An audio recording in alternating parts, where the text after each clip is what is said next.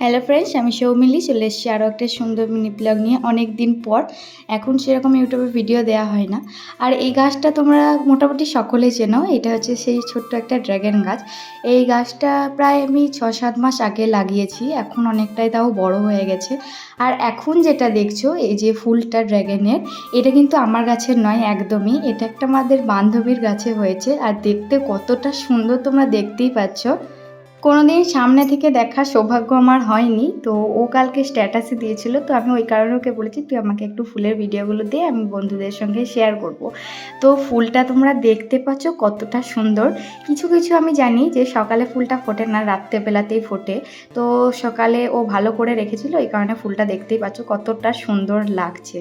আর আমার গাছটাও বেশ অনেক দিনই আগে লাগানো হয়েছে, কিন্তু এখনও পর্যন্ত হয়নি ফল। যাই হোক, এইটা 6-7 মাস আগে লাগিয়েছি। নিচেও একটা লাগিয়েছি, ওটা প্রায় 9-10 মাস হয়ে গেল। আমি ঠিক এক্স্যাক্ট জানি না যে কত দিন পর ফল বা ফুল হয়, সেটা ঠিক আমার জানা নেই। কিন্তু এই যে ফুলটা দেখলেই পুরো মনটা এত সুন্দর হয়ে যাচ্ছে যে তোমাদেরকে কি বলবো। আর ওর গাছে অনেক ফুলও হয়েছে, আবার ফলও হয়েছে। আর ফলটা দেখতে পাচ্ছ কতটা বড় আর কতটা সুন্দর হেলদি একটা ফল হয়েছে যাকে বলে। আর হয়তো ফুলের যে পরাগায়নটা করেছে ওই কারণের জন্যই ফলগুলো এত সুন্দর আর এত বড় হয়েছে। আর ফলটার সাইজটা কিন্তু বেশ ভালো।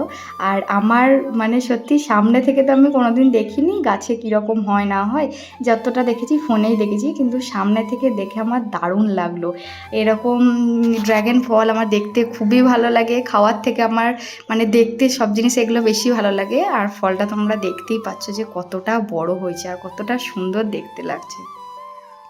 এটা তোমরা প্রায় সকলেই জানো যে ড্রাগন ফল খেতে না কেউ ভালোবাসলেও দেখতে প্রতিটা মানুষই ভালোবাসে।